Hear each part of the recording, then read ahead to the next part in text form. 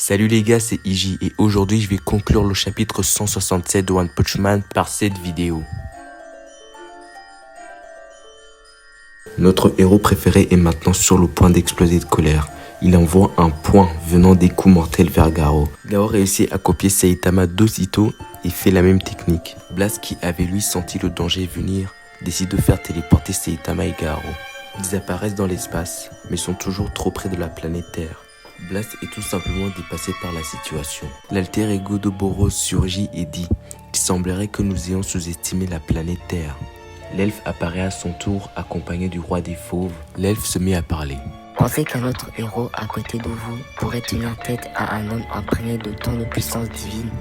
Le roi des fauves finit la phrase de l'elfe en disant « Juste qui est-il ? Nous sommes là pour t'aider. » Après avoir tous rétorqué ça, ils tendent la main vers l'explosion. L'explosion qui était alors déjà imminente est déjà de la planète Terre. Et c'est à ce moment-là que, d'après moi, on entre dans le sujet intéressant. Comme on peut le voir en début de case, on voit la face cachée de la lune. Mais je ne sais pas vous, mais moi ça me fait penser à un œil, avec l'iris en plein milieu. L'énergie de l'explosion déviée par Blast et ses coéquipiers laisse un trou vide dans l'espace.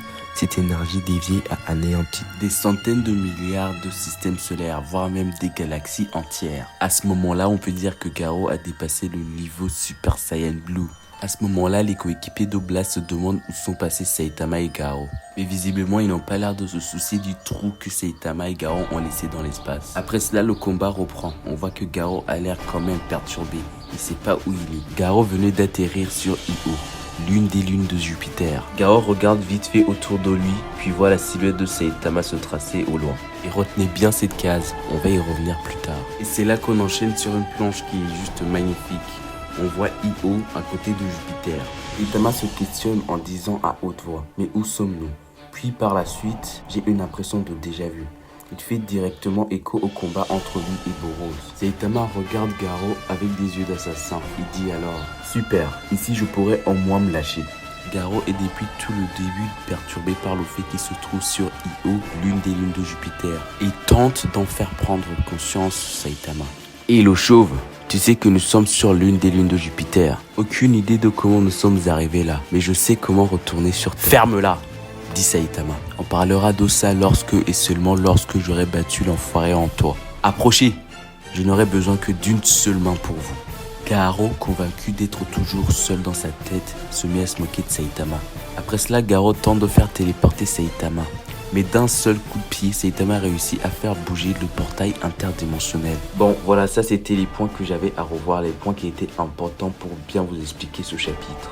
Bon, c'est pas que j'ai la flemme de faire la suite, mais une vidéo sur ce chapitre est déjà sortie. Et la VF de celui-ci ne va pas tarder à sortir elle aussi. Avant de conclure ce chapitre, j'aimerais d'abord trouver quelques réponses concernant le fait que Saitama puisse parler dans l'espace. Et heureusement que j'ai fait mes petites recherches de mon côté. Et maintenant, je vais vous présenter ma théorie la plus probable sur le fait que Saitama arrive à parler dans l'espace. Au contact de l'air, le feu est nourri et peut continuer à brûler. Mais si on y rajoute par exemple du gaz à ce feu, le feu brûlera mais de manière plus ardente. Et puisque l'Io est une lune volcanique, il y a sûrement de l'oxygène mais à très faible quantité. Ce genre d'atmosphère aurait suffi à tuer un humain normal. Mais là, on parle pas d'humain normal, on parle de Saitama et de Garo. Donc ma théorie c'est qu'ils arrivent à respirer, à extirper le peu d'oxygène qu'il y a. De ce fait, Saitama et Garo arrivent à communiquer. Et n'oublions pas que dans le vide de l'espace, on ne peut pas parler. Et attends, ne t'en va pas. Durant ce chapitre, tu as sûrement dû remarquer une troisième personne entre le combat de Garo et de Saitama. La personne en question était Dr G, votre pseudo-dieu. Comme on le voit sur cette case, on voit bien que la lune ressemble à un œil. Mais l'œil, lui, il regarde où? Il regarde en direction de Jupiter. Comme si Dr G, et bien sûr c'est le pseudo-dieu, essayait de communiquer avec Jupiter. Comme on peut le voir sur ces planches, la tornade à la surface de Jupiter, moi, me fait énormément penser de nouveau à un œil. Et pas que, si on prend en compte tous les tornades qui sont à la surface de Jupiter, on se rend compte que Jupiter ressemble finalement à Dr G. Il ressemble à la peau que Dr G possède sur son visage. Puisque tout à l'heure la lune regardait Jupiter, peut-on en déduire qu'il y a plusieurs Dr G, que c'est une espèce super évoluée cherchant à tuer l'humanité. Une espèce, mais alors vraiment évoluée, un peu comme les Beyonders chez les comics.